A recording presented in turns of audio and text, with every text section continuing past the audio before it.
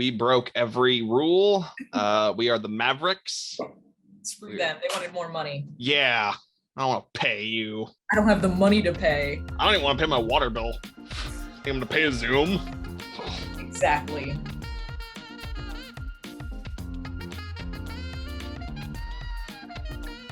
Good evening or morning or whatever time of the day it happens to be.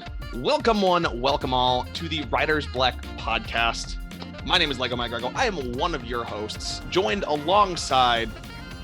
Sorry, I'm Taylor. Yeah, thank you. Sorry, I had one of those moments where I stopped and I'm like, is your last name still your last name? Because you're married now. Okay. I was gonna do a whole TNT thing and yeah. Well, that's a valid question because it's the number one question I get all the time is, are you planning to change your name? And I'm like, no, I like my name. There you go. Like, why would I change that? Be proud of who you are. But anyway, this is the Writers Block Podcast. This is the podcast for writers who cannot write. And by that, I more mean myself. I have the most severe case of ADHD brain where I made a video last year talking about this, where I started in 2020 during lockdown. I want to say like 11 different writing projects, and I finished 0. I was a 1-to-1 ratio of starts versus completions. On the other hand, Taylor, you are successful relatively with your ambition to write.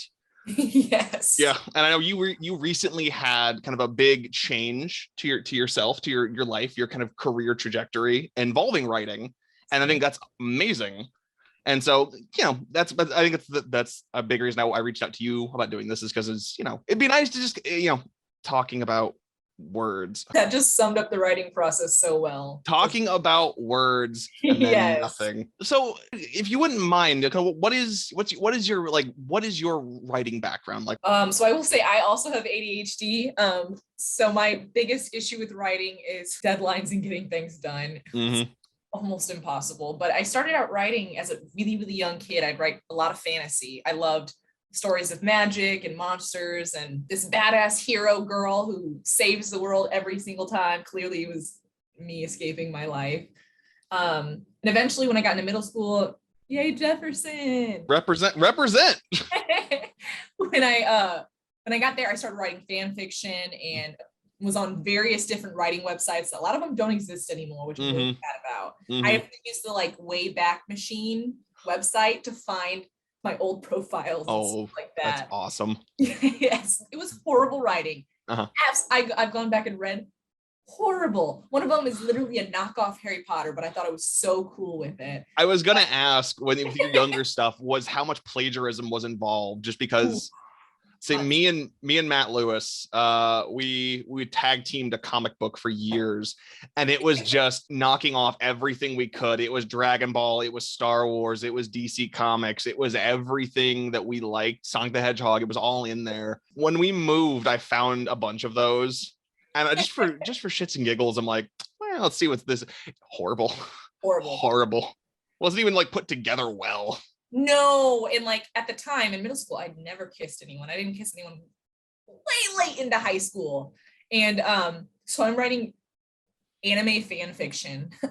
I remember too clearly. I had one fan fiction about Sailor Moon. Mm-hmm. I should have known I was gay pretty clearly on. But the other one was Inuyasha because I'm in love with Shomaru. Mm-hmm. And me and him were falling in love in my fan fictions, and they were just horrible, just absolutely horrible. But I just kept at it for many, many, many, many years until I think high school and college I stopped because it was no longer cool to write fan fiction. But also I got so focused on I have to keep my grades up so I can get into a good college. And my mom and them, they were not very supportive of a writing degree. They were pretty adamant that you can't do anything with an English degree, you end up homeless. And when you grow up really, really poor, you just kind of want to pick a path that will guarantee stability. So I was like, psychology, I know for a fact I'll be stable. Everyone needs it so bad. Mm-hmm. And so when I went to college, I started psychology and counseling and stuff like that. But I took creative writing classes while I was in college, and they were absolutely amazing. Actually, my professor at St. Mary's is now going to be my professor at Notre Dame in the fall. So nice. Very excited about that. But yeah, I've pretty much been writing my entire life. That's awesome. Ow. Oh, that's awesome. There's a desk there. Yeah, I was kind of in a similar situation where my entire life, I wanted to be a comic book writer for so long. And my dad was always the guy of, oh, you'll never make money at that. You got to do something practical. Like even when I was super into wanting to be a filmmaker, which I still do one day, knock on. Yes. But it was always do something practical, play sports or do an extracurricular activity so you can get a scholarship and that can pay your way through college and you'll just figure the rest out from there. It's very much the don't follow your dreams, but follow your dreams mentality. Yes. And it's almost like, I don't know what was worse, that from my dad or my mom with the, oh, that's nice, dear, head pat kind of, I'm not listening to anything that you're actually saying, but that sounds really nice. You go do whatever it is you're talking about right now. One of the things I started last year was 2020. That was not last year, but I started a screenplay for a movie called The American Dream. And the whole premise was the idea of, that it's like, graduate, get scholarships, go to college, get a job, get married, have kids immediately, white picket fence, all that good stuff. Yeah. That is an ideal that has not really practically existed since the 1950s or 60s. And yet now, 50, 60 years later, we are still getting it drilled into our heads that this is what you need. This is Americana.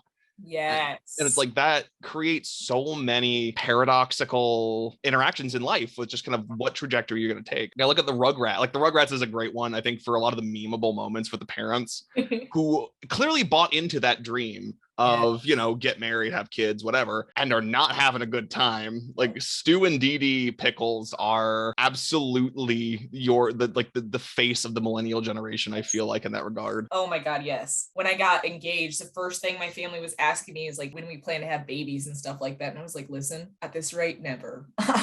They're expensive. Life is expensive. The getting married part, a lot of it was connected to taxes and it was practicality. Exactly. I'm like, y'all raised me to be practical. And now it's not practical to have children because it's too expensive. So shh. Mm-hmm. Yeah, that's something actually I'm dealing with. I deal with me and Grim talk about a lot because we've been together almost 6 years now. We talk about it she doesn't necessarily want to get married again just in case things go wrong. And it's understandable. Exactly. But also health insurance is a thing. I now have Herschel's. Otherwise, I wouldn't have any at all. So I'm with you on that. Yeah, right. The hustle. It is big thing though with a lot of people in our generation where you see that the creative drive isn't dying as easily as parents would have wanted to necessarily, or it's like it's going away for a bit and we're kind of shifting towards other things temporarily. But it's like, if you have a passion for something, I think we've all kind of reached the point, or we're starting to at least reach the point where it's like, I want to be a writer. I'm going to do this, even if I'm staying up till 3 a.m., in between my day job to, squeak something out of the keyboard. No, I agree, because when COVID hit, we were all just like stranded in our homes. And I just graduated. There were like no jobs hiring. I managed to get a job in higher education, but definitely wasn't counseling. I was miserable in my counseling program. I knew I didn't want to do it. And since I got this position in higher education at Ivy Tech, I got to take free classes since I was full time.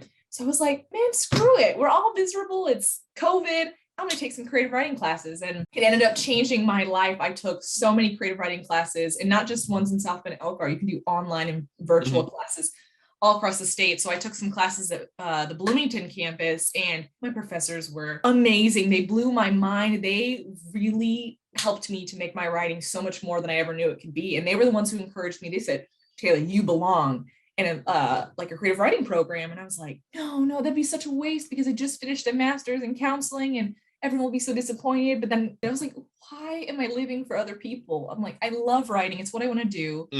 I can make a career out of this. Why not? And so I'm just so mad at myself for wasting so much time. I should have just gone with my gut. Yeah, it's a conflict we all have to go through at some point with kind of what do we want? Like, what do we really want out of life? Yes. Like, I could have stayed as a construction in electrical as an electrician, and I would have been miserable, because I was absolutely miserable. Yep. Like I left my electrical job right at the beginning of the pandemic because I was unhappy. In hindsight, maybe not the best time to actually, scratch that, because sorry, this is not going way off topic here, but I left that job and I was an Uber driver for 2 years. The first year of the pandemic, I made so much money because like essential workers. I mean, I feel like every business tried to really wiggle that in there, that we're an essential business and everyone still has to get to work. So but true. but for Uber drivers, there were maybe 5 of us that were doing it regularly, and it was incredibly busy, and gas was insanely cheap. It was like $1.50 at its lowest. I think it's $5.20 right now, and it's 1,000 degrees outside, and nothing is good anymore. No, nothing is as good as it was during the pandemic. I miss those days. It's so weird. It's such a weird thing to say. It is, because I wouldn't wish those deaths on. Oh no, absolutely not. COVID's awful. The people that have died, it's terrible. The unrest that happened during that time period is awful. Exactly. But I loved having that time. much needed break. I loved being home. Yes, I got to be home. I went to the dog park every day, sometimes twice a day. And I just sat there and I wrote. I literally, for the longest time, the one project I started that was kind of the longest going was I started writing a science fiction novel. And that was where I went to do it. Either I would sit there and I would clack it out on my keyboard on my laptop, or I would walk the dogs around either the dog park or through the woods. And I would just work scenes in my head of how this is going to go. Also didn't finish that project, but I have not given up on that one yet. The problem with that one is I got so far in my own head that I was suddenly on book 3, and I'm like, screw book 1, let's write book 3. Yep. I can make this a 20-book series. Why not? Oh, yeah, no. 4. We're doing 4. At the moment, we're doing 4. Wow. But we're not doing 20. I laid out a whole roadmap, I was plotting multiple seasons of television, and I'm like, you do not have the discipline for this. You're insane. That is exactly why. So I obviously grew up writing fantasy, a lot of fiction, fan fiction, but I eventually transitioned now as an adult to more creative nonfiction, simply because I write personal essays, so they're very short and sweet. And I realized shorter things are just enough for my attention span, because I just cannot seem to complete longer stuff, no matter how much I want to. I want to eventually write a longer novel. I have started a romance novel, historical romance novel, and I've only gotten to chapter 1 because my brain immediately goes, let's go to the next thing. Yeah. And then I'm on to another personal essay. So the personal essays, I'm able to just push those out very, very quickly. And when it pops into my brain, I can really quickly write it down and move to the next. And my ADHD brain likes that. Yeah, it's a marathon, not a sprint. Definitely with writing longer stuff. I'm trying to remember exactly what it was, but it was more than I started. I think it was 17 projects in the pandemic. Again, didn't finish any of them, but it was multiple novels. It was a screenplay. It was a couple different comic books, one of which was an anthology comic book.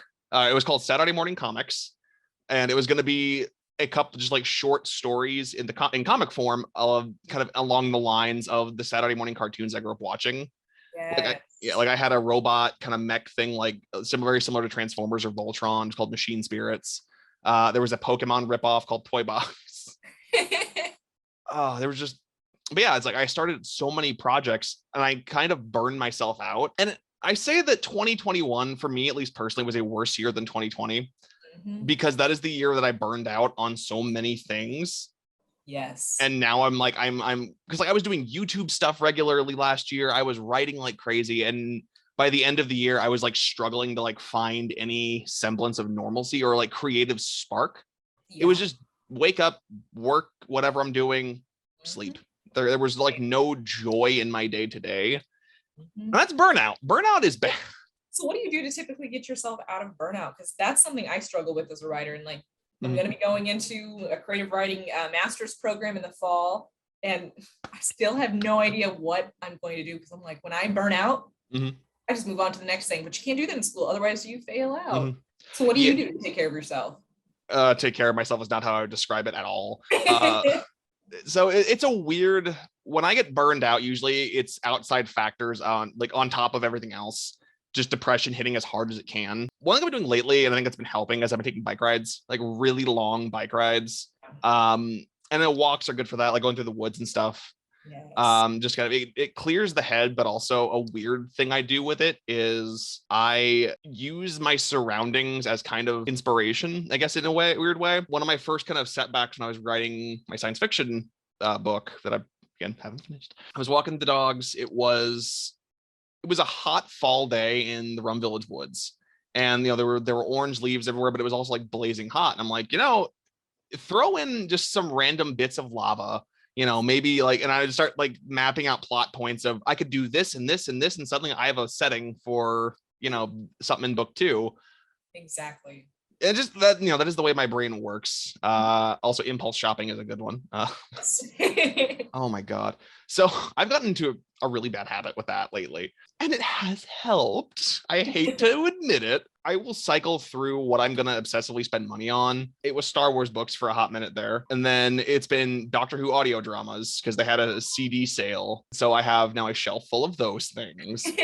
And it's transitioning back into comic books. Yeah. It doesn't help that I work right around the corner from Half Price Books. Mm-hmm. So I call those my decompression lunches when I really need them. It's always to look, not to touch. But at the same time, I was not supposed to leave work with just a mountain of comic books today. So I did that, and I regret a little bit of it. It's weird, like the treat yourself mentality of it all. It does help, though. It really does. Don't bankrupt yourself. See, that's the issue I face, is because shopping for me with, again, ADHD. Yes, I constantly, that instant gratification in that moment. And then obviously I'm broke. Woohoo. So something I've been doing to kind of give myself that same feeling I get, that rush I get when I finally purchase something, is I've been entering random contests and giveaways I find on Google. And so one of my favorite websites, it's called the Freebie Guy. Mm-hmm. And he updates every single day, has all the contests he can find all over the web. And that's what I do. And I've won quite a few things. Last year, I won $4,000. I was a grand prize winner of Blue Diamond almonds. Okay. I won I thought it was a fake. I was convinced it was, but thankfully my husband works in IT, and he said, Taylor, this is a legit email. I was like, so that was cool. So Oreo had their 110th anniversary this year, and they had this big contest going on for months. The prize I wanted, they were giving away a lot of really cool stuff. The prize I wanted to win was a vacation for 2 anywhere you want. They'll pay up to $10,000. So I had, like, from the day that giveaway opened to the day that day ended, I mean, every single day I was sending in like a submission. Mm-hmm. One day I wasn't paying attention and I clicked the wrong thing. Guess which prize I won? Oh no. The wrong one. So I will be getting in a couple weeks. It's a very fancy, it's like a $1,500 telescope from the Oreo company. So I'll be able to see stars, but I really wanted to go on vacation. Vacations are nice. Telescopes are cool. My dad was a big astronomy nerd, so I feel like he would rather have that. So I respect the dedication to that. Yes. Because funnily enough, I entered, not last year, it was a few years ago that Oreo had a similar contest. I think it was like 2019. Yes. And I was entering it. It was like a custom Oreo Xbox was what I was trying to win. It was so cool. I did like once a day, every 2 days, and eventually just forgot. Yep. That's how I'm like, I need some kind of like instant reward. Like I need knowledge that I'm on the right track. Yes. Otherwise, just. No, I'm the same way. And so like what I do is I spice it up. So I do the one-time only entries where you just apply once and hope to God you win, the daily entries, and then I do the instant win prizes. And so some of them, because they do it at various times of the day, you just gotta hope that you hit the right time. Yeah. I want a variety of random things. Like recently, what are those darn candies? Sour Patch Kids has a Stranger Things contest right now. And I managed to win the new Stranger Things like candy box. And so I'm like, yay, candies. So that's just kind of how I hype myself up every day. I'm like, okay, Taylor, we're not going to spend money. We're going to win things. Okay, so we covered contests. We covered. All right. So, this is a good one for you. So, congratulations on your recent publication. Oh, yay. Thank you. I saw that. Want to talk a little about that? Yeah, sure. So this piece is actually the first piece I ever wrote in like 2020 in my first creative writing class that I took at Ivy Tech. Mm-hmm. The teacher's name is Claire Roof. So if anybody wants to take classes at the South Bend Elkhart campuses for Ivy Tech and take creative writing, Professor Claire Roof is amazing and she was wonderful. And I don't even remember what the assignment was. I don't know. I just really got into it and I decided I do remember that it was about pain. And I was like, wow, what's the most painful memory I can think of? And it was this fight I'd had with my older brother where he called me the N-word. Yes, very yikes. And I haven't really looked at that piece since 2020. Mm-hmm. And so recently I re-looked at it and I was like, wow, I should maybe send this out like to literary magazines because they're open. Most are open like all year round. You can just send them in whenever. So what I recommend is when you do send them out, don't just send to one place, send to several different places. Oh, I wrote this down. The wait times to see if you even got accepted. Oh my, I get rejections like every single day, so it's not fun.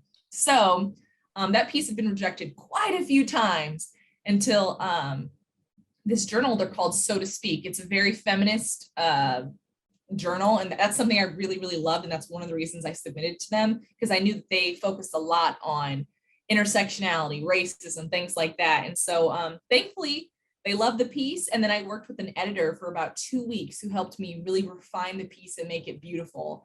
And then a couple weeks later, they sent me the link saying, Taylor, it's live now. And they have a print copy of their magazine, and they have like an online, and I submitted for the online version. So, and something I like about that versus print is that I can just send the link out to anyone instead of having to tell them, hey, go buy the book and then you can read it. So yeah, it was a long process, because again, you have to wait several months to get a response, because so many of them get submissions every single day.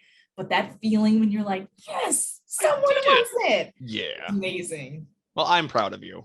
That is awesome. I know I've looked into it, because at the beginning of the year, one of the other ways I kind of fought through my burnout was I tried writing just a bunch of weird short stories. Because I was listening to, so this is a weird deep cut. So there is a writer for Doctor Who for the audios and for a couple of us of the TV show his name is Robert Shearman. Mm-hmm. And he's written some of the best kind of episodes of that show in audio format. And he wrote one of the best like episodes, in my opinion. And he also does just, like compilations of short stories. And there was a sale on the audiobook version of one of them. Oh God, what is it? It says like love songs for the shy and cynical, I think it's called. It is the weirdest, just trippiest abstract book ever. One of the stories, this one that opens on, it's the devil writes a love story, like a love novel. But anyone who reads it goes to hell. And he gets fame and fortune for writing this book. And he's just telling everyone, stop reading it. I feel bad. It is so weird. And so I've listened to that and I'm like, all right, let's try writing something kind of weird. Mm-hmm. And the premise I came up with, I wrote two of them. One was about kind of disassociating. So it was very much my BPD kind of materializing, where every kind of job, and it very much was a personal thing, like every job that the person in the story gets, they adopt the whole new personality of that career. They move on to the next career, but that other personality is still with them, and it very much conflicts with the new them. And suddenly there were like 8 personalities. And the whole concept was the guy gets tired of the personalities. And I wanted to do this as a short film originally, just because I think the visual is cool, but I don't know how the hell to pull it off. Where he snaps, like the main character snaps, he takes a bat and starts like beating his personalities, and every time he hits one, it like shatters like Legos, and then he's just dead behind the eyes. Like he goes through like months of just kind of like, not really being there, but being there, very disassociated, and then decides one day to start piecing them back together, like the Legos, and just eventually builds himself, like the actual version of him. And the other one was about a guy who doesn't want to go to hell, so he waits outside the gates of heaven and just camps out. That was the other one. That one was bizarre. That one was one of those ones. I had so much caffeine pumping through my veins at that point. I don't understand how I made the leaps I made, because it was just supposed to be a nope, not going in thing. And it somehow ended up with heaven in a civil war. Caffeine. That's another one for Bertrand. Just don't get hooked on Bang energy drinks. That's my best advice. Oh my husband drinks one every single day. Stop him. I got hooked on those the first time I was working at the news station I'm working at.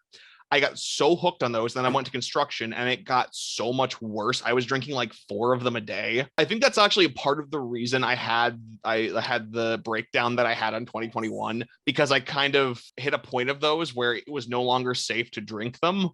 Yes. So I stopped. And I started having just emotional spirals. I still have like exhaustion issues. Mm-hmm. It makes a lot of sense. You really do. Like in 2020, I was in a wedding, and when COVID hit, I'd been eating and drinking my way through life to cope. And then when it was time for the wedding, I couldn't fit in my dress anymore. A couple months before the wedding, I had to cut out all sugar just so I could try to lose weight in time. And I've never seen myself like that. I was so mean. I was like shaky and twitching because I wanted chocolate and sweets so bad. So I get it. You kind of become a different person. Yeah. It's not fun. I still don't think I'm totally right from that.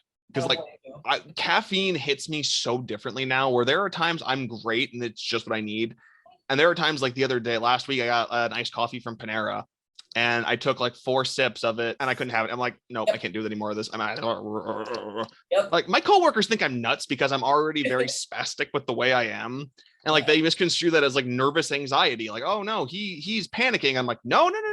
I'm just insane. I'm just quirky. I feel like for me, and I don't know if this is a difference between genders and ADHD, because I know it shows itself so vastly different in each person. But for me, like it's never very outward. It's in my head completely. So people think I'm super chill and calm, but in my head, I'm like, like 24/7. My head never stops, and I hate it.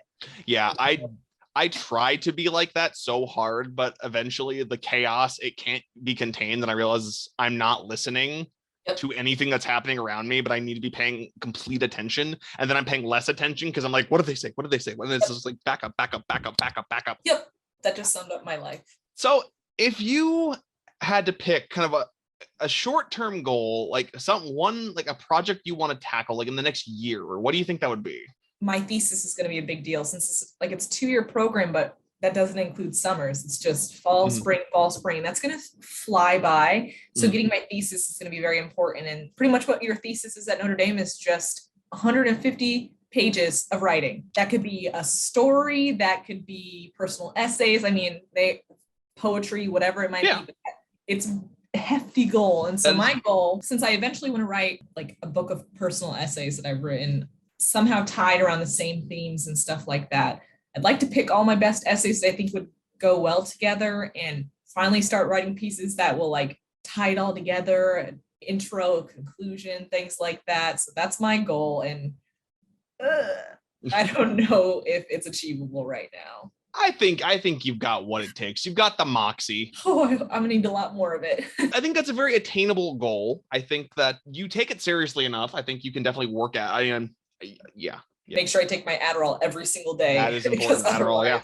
I need to schedule it. So with this job, I got health insurance again. Oof. So I went back to my doctor and I'm like, I am ready to get back on medication. And she was like, okay, cool. So here's what we're going to do. We're going to put you back on your antidepressant. We're going to put you on something new for anxiety. Come back in 3 months and then we can talk about getting you on a stimulant for your ADHD. And I went, but I need it now. No, I completely with my brain no longer spiraling into chaos constantly. They did the same thing to me too. I had to first wait until I adjusted to my antidepressants. And then they were like, okay, now let's talk. And I'm like, I missed so many months of like productivity. Why? Yeah. And it's like, I hear about the kind of the people who are on like Adderall and it works for them and they can like focus. So like, they're like tuned right into what they're doing. And I'm like, cool. I kind of write for a living. And I make so many spelling mistakes. I'm getting in so much trouble because I am missing so many things. I feel like Adderall for me does not do that. Like it just kind of calms my brain enough that I can focus a little better. But like for my sister who doesn't have ADHD, if she takes an Adderall, oh my God, she's doing she can get everything she possibly needs done. She's hyper focused. I take it and maybe instead of having 10,000 thoughts a minute, I now have like 5,000 thoughts a minute. So I'm like, cool, great. Yeah. I have not been on medication for ADHD since I'm probably 3rd grade because that was when all like the medications were still new and they all had bizarre side effects. Yes. And I think it was when I told my dad I was hearing voices. Yep. That's when he pulled me off. He's like, nope, we're not doing this anymore. We're done. Yes. My mom refused to let us get on any kind of medication. So even though it was clear there was a problem, I was not able to get on medication till way late into adulthood. So I can relate. Yes. Yeah. And it's like, you know, I understand because I do vividly remember those days and they were not happy days for me. Yeah. But you know, therapy or something. Yes, exactly. Something would have been great. This is the nice thing about ADHD is it is a constant source of inspiration. Like I feel like what I was talking about earlier with the kind of riding my bike and like picking out like scenery and adjusting that into a scene, that is very much an ADHD trait. Yes, literally for me, like whenever I talk to other writers, they always talk about how like I take an hour every day to like get all my thoughts out and write, or like they have special writing time. I'm like, listen, no, I'll just be walking down the street and suddenly a thought pops in my head. I'm like, I should write that down. Otherwise I'm going to forget. And there we go. There sprouts a new piece. I cannot just sit myself down and force myself to write. It never works like that. 9 out of 10 times, if I do something like that and I write down my thought, it just gets lost in the jumble of other thoughts that I've had in my phone's notepad. And half the time, I don't know what they mean because it's all shorthand. Yep. It's like, what does Queen's speech mean? Exactly. I'm like, so now I've had to force myself to be a little more descriptive of what I was trying to say. Otherwise, I have no idea what I'm trying to get at. Yeah, get a brief synopsis, if nothing else. Yes, I'm currently working, because random thoughts pop into my head on a regular basis, but I'm writing a piece on like my sexual experiences, which yikes. But it's important, and it all just sprouted because of a random thought that popped into my head, and I'm like, cool. Yep. Great. Oh my God, that's another one. I forgot about that one. I started writing, and I wrote a brief outline of it and quickly abandoned it because I cannot write to save my life. But I started writing a teen sex comedy because I watched American Reunion during the lockdown, and I'm like, I have some wacky stories about my youth when I was a young whippersnapper like you doing the boogie woogie. Yeah. I don't think it was a bad. I think that my synopsis was fun. It was just it's like, so my biggest like setback as a writer is I think I'm a very good dialogue person. I think I write great conversations. I am ass at writing descriptions. That was like my biggest flaw as a writer of like cinematics, is I don't know how to describe what I want. Like when I was directing, like when I did the YouTube stuff, I could not for the life of me say, okay, we're going to pan the camera this way. I want you to do this, and this. I would go, just ad lib. Yep. And that's why with that kind of the teen sex comedy idea. No. That's funny because I'm the complete opposite. Dialogue, I suck at. I'm so good at the descriptive part, but I need to get better because I told you I'm trying to attempt to write a romance novel, and there's got to be dialogue. Like, I mean, I guess they could just fucking not ever talk, but I'm going to try to put some dialogue in there, and I'm just struggling because I'm like, I can describe the room that they're in, the ball gowns, I can describe the love, but the minute they need to talk, it's like, why is it sounding like George Lucas is writing? Yes. Why is this sounding like the Star Wars prequels? Yes, exactly. Oh, coarse and rough and gets everywhere. I just rewatched those, so that just really hit. I love those movies. Like I am so tired of pretending I don't like the prequels. I grew up with them. I acknowledge that they are very flawed movies. Yes. I think it also helps with having the context. I don't know if you watched the Clone Wars. Yes. Yeah, that definitely helps make it a lot better and really just drives home the point. This should not have been a trilogy. Star Wars was kind of the thing that got me like seriously wanting to write and to make stuff. Like I always, like as a young kid, I wrote comic books, but that's what every little kid did. We wrote comic books with superheroes and whatever else, and played our pretend games in the playground. So the VHS copy we had of Star Wars, it started with a documentary, like a mini like interview with George Lucas. And I kind of that's the first time I realized that, oh, someone made this. Like that kind of connection happened. And I'm like, I can make something like this too. And so I idolized kind of George Lucas and the Star Wars formula, and kind of Indiana Jones had a similar like trilogy setup. Back to the Future, all the best things are trilogies, and so you have to write it as a trilogy. And it's like you don't exactly trying to like break out of that, because that is such a limiting way of thinking. Because I am writing a space opera, like it is a novel series, but it cannot be 3 books. So much falls to the wayside with 3 books. Even like right now I'm going back again and I'm rewriting the beginning. Because book 1 is about to become book 2. Yeah. Because in rereading everything that I've written, I'm like, it is so much. It's kind of confusing. Yeah. Because these characters are in the kind of the original book 1 I wrote. They're at a place where it's like, I feel like I missed something with all of these people. And it's true. You did. So going back and doing a prequel book, not a prequel, but the actual book 1 that really sets up these characters, why they're doing what they're doing, their motivations. So much better than a flashback or a throwaway line of dialogue ever could. Yes. It's just breaking out of that mentality of I have to do 3 of these and be done. It's either I have to do a trilogy or I have to do like 45 books. Yes, I struggle because I constantly, everything I write has to be a hit. And the thing is that not even possible. I get like 1,000 rejections in a day from various places. And I'm like, it's okay if what you write is just something that you like and no one else ever likes it. And so I have to get myself out of that perfectionist. Like, if it's not good, it's not worth it. Because that's not true. Sometimes just writing for joy is okay. And just writing something just to write. Like, not everyone's going to like it. And so that's what I've been struggling with lately. Like, lately, I'm like, if it's not, I don't know, the New York Times list, then is it worth it? For me, it's like I need instant gratification of anything that I make. That's why YouTube is both such a blessing and a curse, because people instantly see it, but not enough people instantly see it, or I don't get feedback. And I'm like, oh my God, did I make something bad? Yes. And so like with writing, it's always been, I feel like if I had utilized things like Tumblr when I was in high school for like writing, as opposed to just sharing emo memes, I think that would have helped a lot with that. Like, and now it's like we're at a point, I don't know what to use to publish things like short stories. Cause ideally you write a story, I write something, I edit it, I review it, whatever, and I put it out somewhere. Where do I put it out though? Does get a WordPress? Do I get a Tumblr? Do I get a... Oh, I'm so glad that I'm on this then, because I have so many things I can talk about.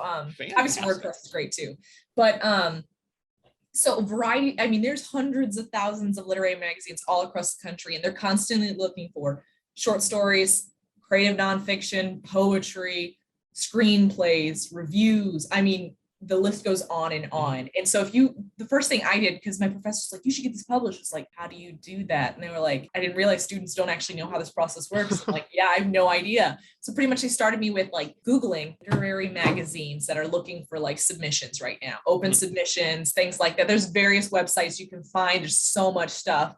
Obviously there's like the top list. When you think, I'm trying to think, the New Yorker, Paris Review, those ones I just have kind of accepted right now. I'm never going to get into those, but maybe later on down the line. But then there's like some like a little bit further down the list of like top literary magazines, but they're still just as well read and amazing.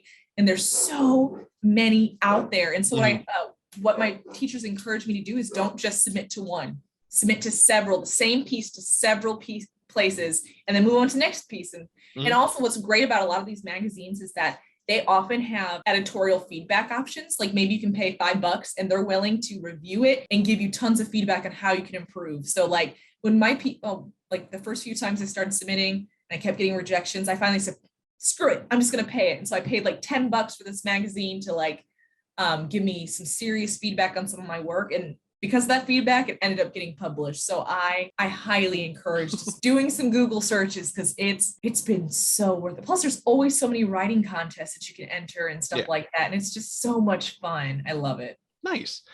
Out of curiosity or something like that, when you submit a piece to multiple places, are they able to be public? If someone says, I want to publish this, this is probably a weird question, but it's like, is that like an exclusive thing, or like can multiple places publish one piece?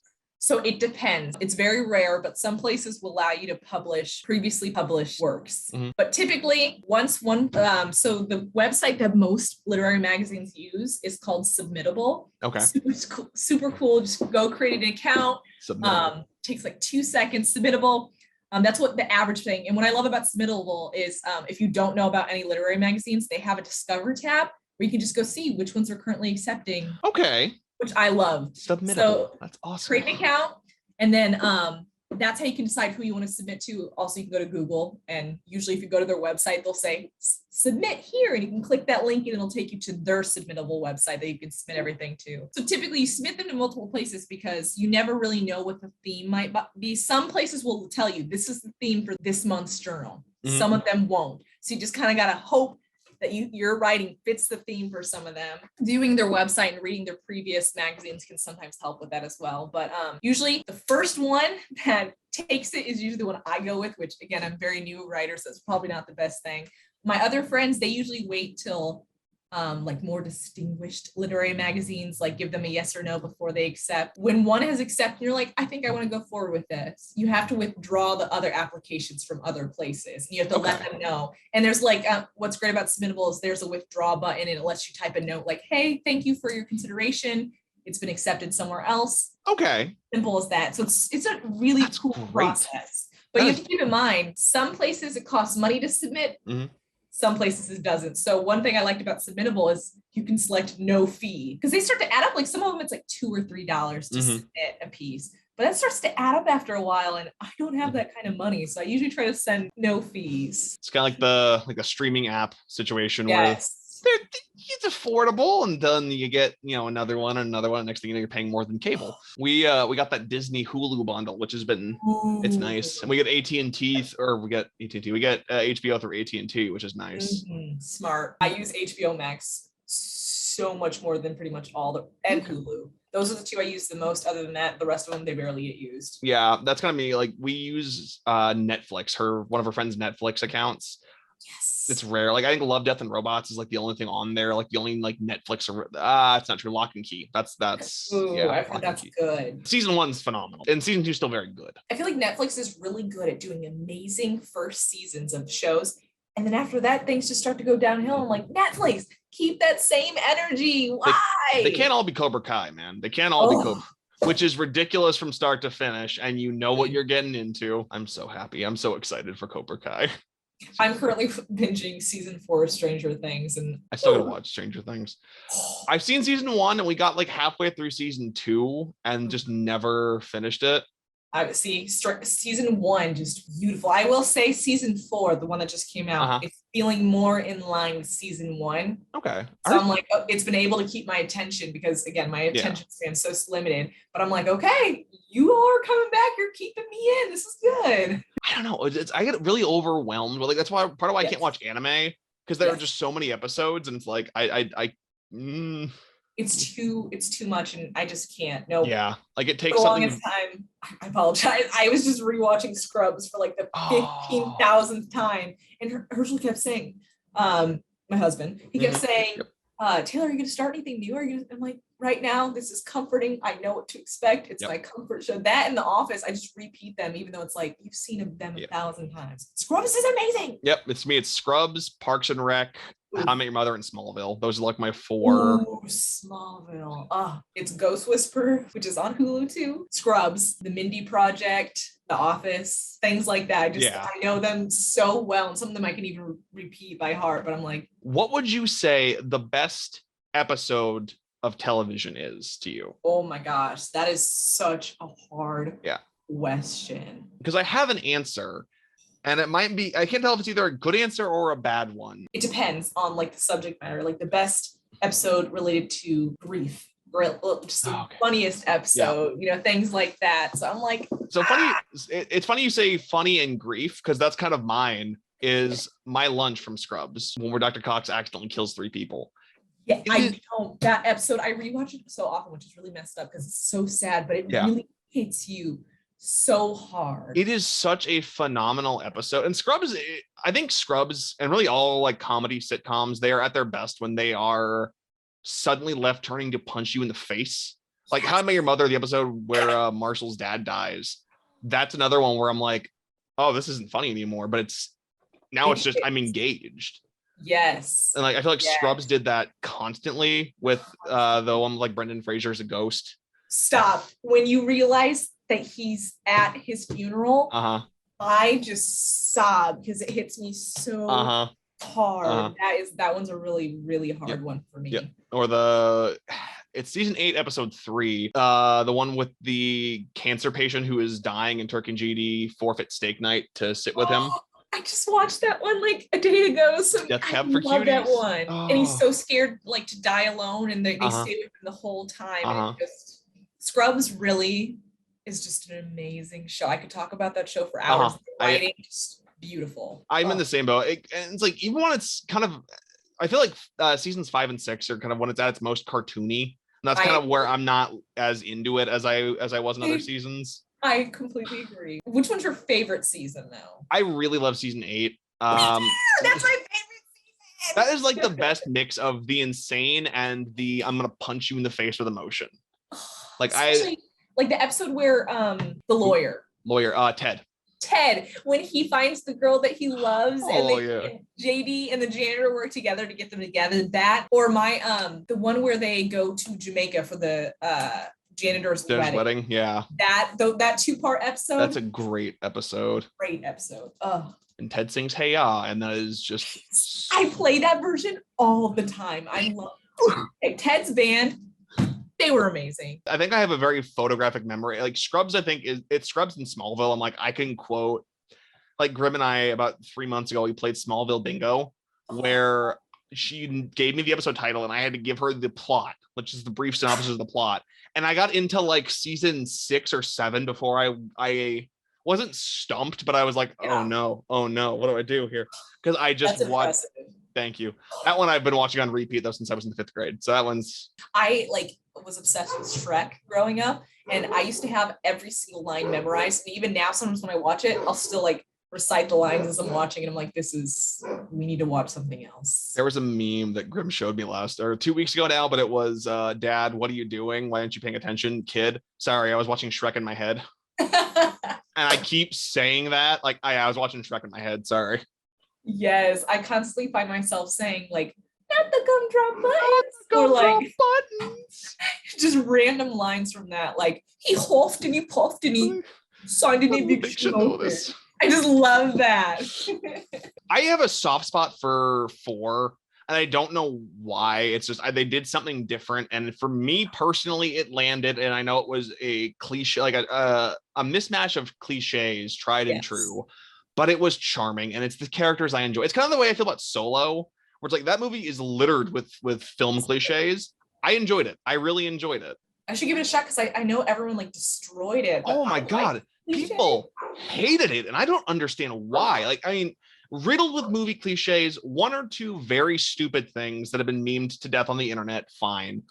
I really enjoyed Solo. I think that they did a good job. I think, yes, you can very clearly see the production problems wearing on its sleeve when it goes from the tone just shifts abruptly, but I really enjoyed it. So before we go, I just have one last thing. So every episode, I'm going to end with this.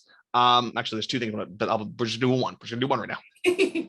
What is a goal you want to accomplish with writing in the next 2 weeks? The next 2 weeks? Yeah. I'd like to write a love poem. I'm not a huge poet. Okay. I'd like to be. Okay. But poetry's not my thing, and it's something I'm trying to work on. And so I realized I write a lot of sad. I write a lot of like trauma. I write a lot of really deep things, and I was like, Taylor, well, let's write about something joyful, please. And so I'd like to try to expand and learn more, and we're gonna see how that goes in 2 weeks. I believe in you. For me, the 2 short stories I talked about earlier, the one with the Lego imagery and the Heaven one, I want to finish those, at least a draft of both of those, because the Heaven one's almost done. I think the other one is too, but yeah, I want to at least finish a draft of those, and we'll see what happens. That is my goal. We'll check back on those in 2 weeks in the next episode of Writers Bleck. You got this. So in the meantime, thank you guys so much for listening or watching or whatever you did to this episode of Writers Bleck, the podcast. Whether you were listening to it on a podcast service that I have yet to figure out, I'll get there. It's a learning experience for all of us. Or watching the still audio version on YouTube. But yeah, wherever you're listening to this, let us know what you think about it. Comments down below, or wherever comments are, how many stars. I gotta really look into this. But we'll be back in 2 weeks for the next episode of Writers Bleck, the podcast. We'll have a little bit more structure. This was just a pilot episode to kind of get you guys to know us, kind of get our thoughts and feelers out there, and it's been fun, I like to think. Till next time, I've been Lego McGrego. That's been Taylor, whatever direction she's in. You've been awesome, and we'll see you in the next one. Bye-bye.